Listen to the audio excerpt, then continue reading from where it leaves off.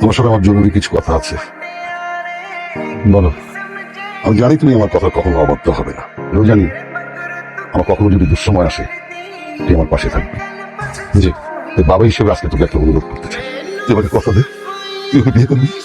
এটা impossible, sorry বাবা। আমি শুধু তোর কাছে জানতে চাচ্ছি তুই রাজি আছিস কিনা। আমি বললাম তো, মানে তুমি বলো না, মানে এটা ইম্পসিবল, কখনোই সম্ভব না। তবে শোন, তুই যদি রাজি না হোস আমি জয়কে নিয়ে এই বাড়ি থেকে চলে যাবো।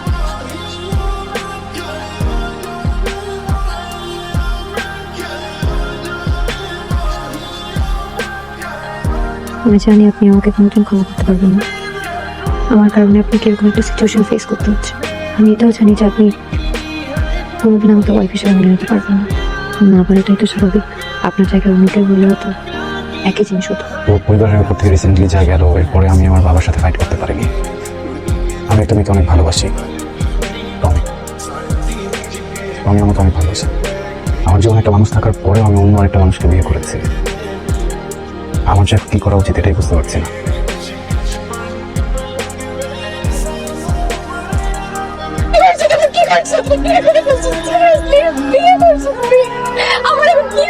আমি পাশে কি বলবো? বিয়ে কেন করছো? আমার এখন কি হবে? তুমি যদি একটা গার্লফ্রেন্ড নিয়ে আমি তোমাকে দেখতাম, আমি মাফ করে দিতাম, আমি মেনে নিতাম। এটা আমি কিভাবে মানবো? তুমি বিয়ে করছো, তুমি আমার কথা একবার চিন্তা করলে না? বুঝতেছি আমি ভুল করছি, তোমার সাথে যেটা হয়েছে এটা অনেক খারাপ হয়েছে। আমি না জাস্ট একটা জিনিস জানি, আমি তোমাকে অনেক ভালোবাসি, আমি ডে ওয়ান থেকে ভালোবাসি। আমি কখনো ফেক করিনি, বুঝছো? বিয়ে একটা মানুষ কিভাবে মেনে নেয় আমাকে বলো? তুমি যদি অন্য কিছু তোমার গার্লফ্রেন্ডও হয়তো আমি মেনে নিতাম, তুমি বিয়ে করছো। তোমার মানে ভাইটা চলে যাবো না, বাবা মনে কেমন হয়েছে, বুঝছো? এই সময় আমি ওনাদেরকে কষ্ট দিতে পারি না, এই জন্য। তুমি আমার কথা চিন্তা করো নাই, তোমার একটু আমার কথা মনে পড়ে নাই। আমার কি হবে? আমি তো বলতেছি সম্পর্ক থাকবে না, আমি সুযোগ পেলেই ডিভোর্স দিব। আমার যদি ওয়েট করতে হয় তোমার জন্য, আমি আমার এন্টার লাইফ ওয়েট করবো। যেদিন থেকে সুযোগ পাবো ওই দিন তোমাকে বিয়ে করবো। আমার আমার না কোনো প্রেশার নেই, বুঝছো? মানে তুমি যদি আমার সাথে না থাকতে চাও, ইটস ওকে। দোষটা তো আমার, আমি ভুল করছি। তুমি যদি আমার জন্য ওয়েট না করতে চাও তাহলে তাহলে যাও, সমস্যা নেই।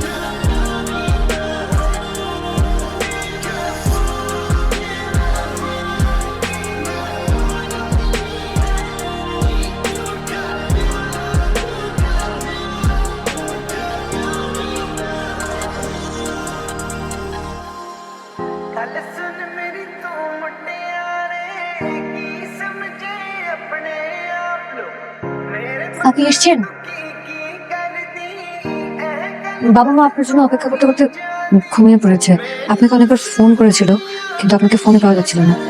আমি আপনার জন্য ডিনার রেডি করে রেখেছি, আর আমিও খাইনি।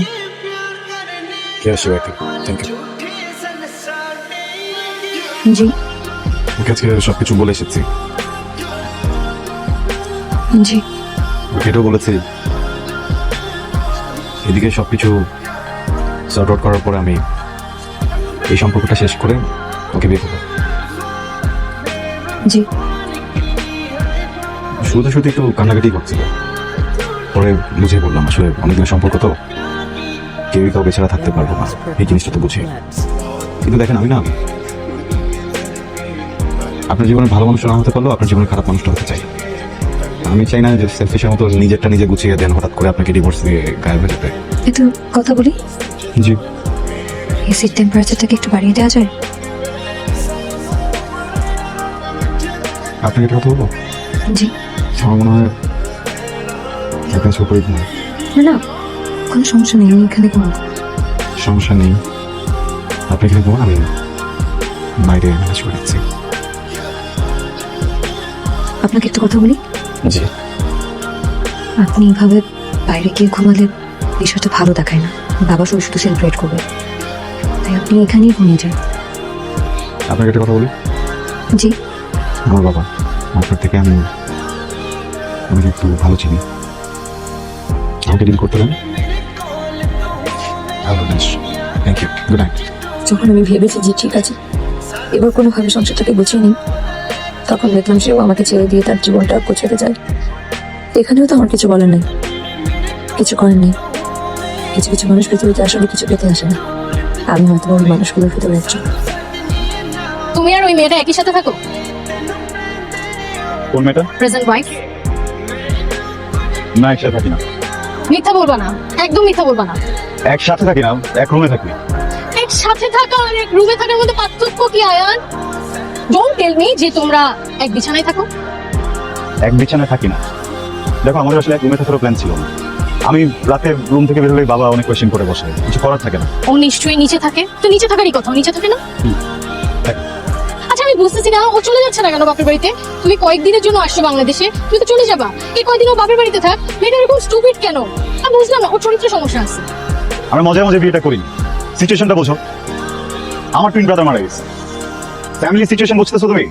আমরাও তো খুব শখ করে বিয়েটা দেয়নি। আমি আমার বাবাকে না করতে পারিনি, উনি কিভাবে আমার বাবাকে না করতে বলো? তুমি আমার ফ্যামিলি মেম্বারকে নিয়ে বাজে কথা বলতেছো। খুব গায়ে লেগে যাচ্ছে না? কয়েকদিনের মধ্যে তোমার মনে জায়গা করে নিছে। তুমি আমার সিচুয়েশনটা বোঝো। একটা রিলেশনশিপে যতটুকু অনেস্টি দরকার আমি ঠিক ততটুকু অনেস্ট আছি। আমি বুঝতেছি তোমার সিচুয়েশনটা, আমার সিচুয়েশনটা একটু বোঝার চেষ্টা করো। আমি তো ইচ্ছা করে বিয়েটা করি নাই, বাট আমাদের একসাথে এখন থাকতে হচ্ছে, একই রুমে একই বাসার ছাদের নিচে থাকতে হচ্ছে, এখানে কিছু করার নাই। বাট আমি যেভাবে তোমার পিছনে তোমার ট্রাস্ট রাখার চেষ্টা করতেছি, আমি যতটা এফোর্ট দিচ্ছি, তুমি সম্মানটা আমাকে দিচ্ছ না। ওটা তোমার ফ্যামিলি মেম্বার থেকে ছোট করে কথা বলো। আয়ান, তুমি আমার সিচুয়েশনটা বুঝতে পারতেছো? আমি ছোটবেলা থেকে কোন সিচুয়েশনে বড় হয়েছি? আমার বাবা আমার মাকে চিট করছে, এখন সেম জিনিস আমার সাথে হচ্ছে। আমি দেখতেছি যে তুমিও আরেক সেম জিনিস ফেস করছো না তুমি, প্লিজ। তুমি আমাকে না, তোমার বাবাও তোমার মাকে না বলে একটা বিয়ে করে ফেলছিল। আমি হয়তো তোমাকে না বলে এটা করছি, বাট আমি নিজে তোমাকে এটা বলছি না। হ্যাঁ, আমি তোমার কাছে মিথ্যা বলছি। অন্য কেউ কি তোমাকে সেটা বলছে? আমি পিছনে লুকাইতে পারতাম। কয়েকদিন পর আবার চলে যাবো বাইরে। আমি কয়েকদিন তোমার কাছে সবকিছু লুকিয়ে তোমার সাথে এইভাবে দেখা করে ঘুরে ফিরে চলে যেতে পারতাম না? আই এম সরি, দোষটা আমার। তুমি যদি এটার জন্য কোনো পানিশমেন্ট দিতে চাও, আমার কিছু বলার নাই, আমাকে দাও। আমি সরি, দোষটা আমার। আমার আমার আমার ভাই আর নাই, আমার দিকের প্রবলেম। আমি কি বলবো? I am sorry. এটা কি আমার মেনে নেওয়া সহজ? কিভাবে বলো না প্লিজ। ভালো তো বাসি, তাই না? না হলে তো এত কিছু এই পর্যন্তই আসতো। ঠিক আছে, আমি আমিও সরি। সরি। বিয়ে করেছো, এখন সংসার গুছাবে, তা না? কি শুরু করেছো তুমি? এটা কোনো কথা? এটা কোনো সিস্টেম? সরি বাবা। এখানে সরি বলার কিছু নেই। সংসারটা সুন্দর করে গুছাবে, কিভাবে ভালো থাকবে সেই চেষ্টা করবে, তা না? রাত করে বাসায় ফেরো। তোমার বউ ঝিমাবে না তো কি করবে? ও ভদ্র ঘরের মেয়ে, এই জন্য ঝিমায়। পাতলা টাইপের মেয়ে হলে ঘরে গিয়ে ঘুমাতো। কি ভাই তুমি শুরু করেছো? আপনি আজকে বাড়ি থেকে খেয়ে আসেননি? খাবো কিভাবে? এমন ঝগড়া লাগছে? প্রথমে ঝগড়া হতো। রমের সাথে? নাম মুখে করে রাখছেন নাকি? আপনার মুখে অনেকবার শুনেছি। সময় হবে। আপনাকে বাজে কথা বলো। আমাকে নিয়ে? আমাকে বেশি বাজে কথা বলে এই জন্য আপনি ঝগড়া করেছেন? আর আপনি কেন বাজে কথা বলবেন? না, আপনি আপনার খারাপ লেগেছে? খারাপ খারাপ খারাপ লাগবে না? দেখেন, আপনি তো সব ফ্যামিলির মেম্বার। মা হোক, বাবা হোক, আপনি হন, যে হোক না, ফ্যামিলির কাউকে নিয়ে কেউ কোনো বাজে কথা বললে তো আমার খারাপ লাগে। তো স্বাভাবিক। কিন্তু আপনার তাই বলে আপনার গার্লফ্রেন্ডের সাথে ঝগড়া করাটা ঠিক হবে না। ও শুধু শুধু সন্দেহ করে। সন্দেহ করাটা তো স্বাভাবিক না। আর আপনি যে ওনার সাথে ঝগড়া করলেন, এখন তো উনি ভাববে যে আপনার আর আমার মধ্যে সত্যি সত্যি কোনো কেমিস্ট্রি আছে। এটা কিন্তু একদম ঠিক করেননি আপনি। আর মেয়ে মানুষরা একটু সন্দেহ করে, এটা খুবই স্বাভাবিক। আর তুমি মানুষ না? আমি যখন এখান থেকে যাই, আপনি তো জানেন আমি এখানে যাই, কিন্তু আপনি বলেছি কেন? আপনি সন্দেহ করেন? আমি আপনাকে কিভাবে সন্দেহ করবো? আমার তো আপনাকে সন্দেহ করার মতো সেরকম অধিকার নেই। কে বলেছে দিবেন? আপনি তো আমার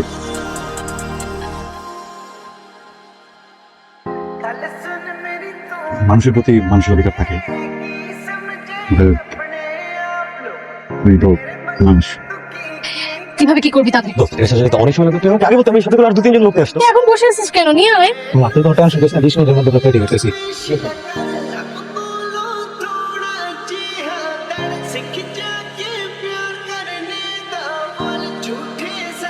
সামি, সারপ্রাইজ। তুমি কেন? আমি তোমাকে সারপ্রাইজ দিতে চাইছিলাম, তুমি উল্টা আমাকে সারপ্রাইজ দিয়ে দিলা। আর তুমি যে আমাকে নিয়ে এত প্ল্যান করছো, এটাই আমি অনেক সারপ্রাইজ। এটা নাও, অনেক খুশি আমি। আজকে তো তোমার বার্থডে ছিল, আমি সারপ্রাইজ প্ল্যান করেছিলাম। তারপর আজকে তুমি বার্থডে। আরে বার্থডে আমার অনেক আসবে, সারপ্রাইজ অনেক দিতে পারবা। কিন্তু সমস্যা হয়ে গেছে। কি সমস্যা? সমস্যাটা হচ্ছে যে তুমি আর আমি একটা রিলেশনশিপে গেছি, তাই না? কিন্তু এটা তো কেউ জানে না। অ্যাটলিস্ট তোমার আর আমার ফ্রেন্ডরা তো জানতে পারে। দেখো আমি নজর জিনিসটা অনেক বিশ্বাস করি, তুমি জানো আমি চাই না তোমার আমার সম্পর্কে কারো নজর লাগুক। তুমি দেখো আমার বাবা আর মার কত সুন্দর একটা সম্পর্ক ছিল, কার না কার নজর লেগে এত সুন্দর সম্পর্কটা আজকে আলাদা হয়ে গেল।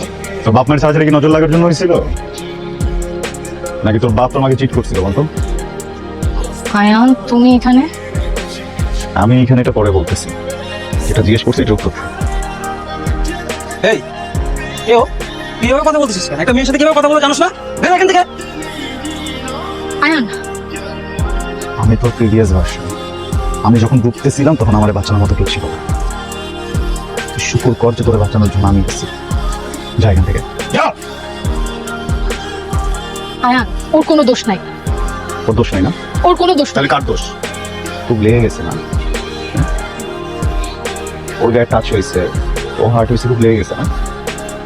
আর আমি যে হার্ট হয়েছে এটা লাগেনি, এটা লাগতেছে না? দোষটা কার তাহলে? ওর যদি দোষ না থাকে দোষটা কার? দোষটা কি আমার নাকি তোমার? তোর দোষ।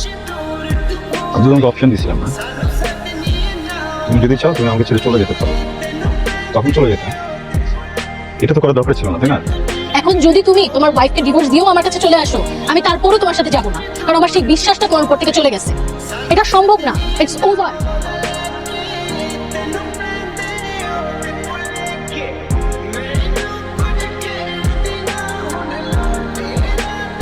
আপনাকে দেখে মনে হচ্ছে আপনি ড্রিঙ্কস করে এসেছেন। এত রাত করে বাসায় ফিরেন, তার মধ্যে আবার ড্রিঙ্কস করেছেন। এটা কিন্তু আপনার শরীরের জন্য একদম ভালো না। ঠিক আছে, আপনি প্রমির সাথে দেখা করতে গেলেন। প্রমিস মুখে নেবেন না, আপনার কোনো রাইটই নাই প্রমিস মুখে নেয়। আপনার মতো একটা মানুষের লাইফ ঠিক করতে যে আমার বাপ আমার ফাঁসাইছে, আমি এই জন্য আপনার বিয়ে করছি। প্রমি সব কিছু পাশে আরেকটা জায়গায় চলে গেছে, পুরো ফাকটা লাইফ আমার, জাস্ট বিকজ অফ ইউ। এই মুখে জীবন রমের নাম নেবেন না, বুঝতে পারছেন? হ্যাঁ,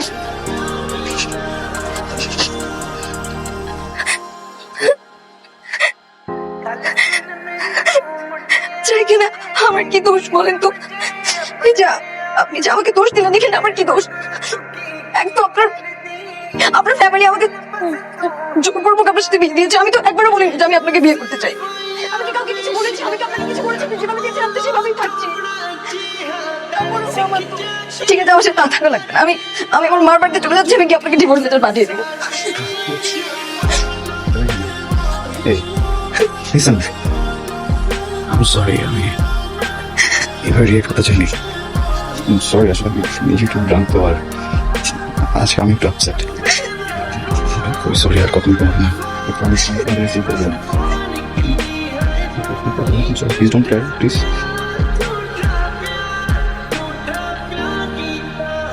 Imra's percussion flips.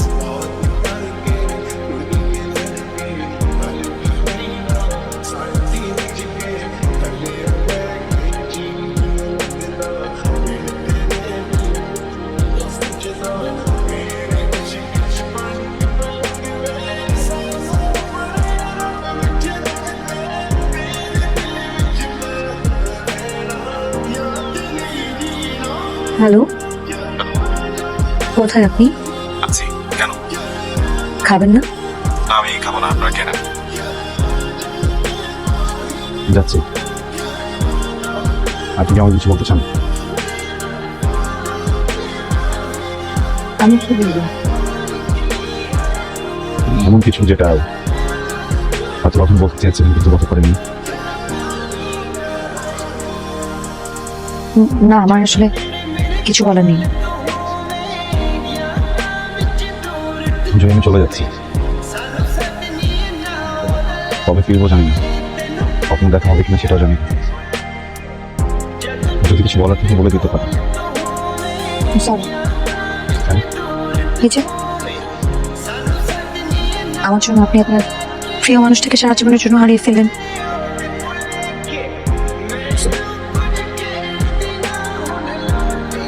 এটা আপনার জন্য। কি এটা?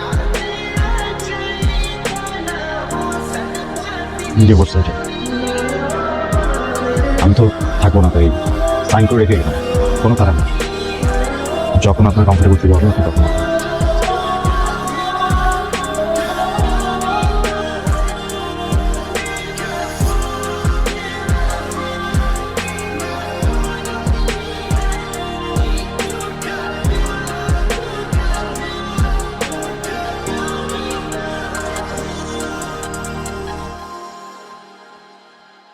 गल सुन मेरी तू मुटियारे की समझे अपने आप लो मेरे मगर तू की कर दी ए गल बस तू ही প্রিয় বউ, আমি আসলে খুব সরি।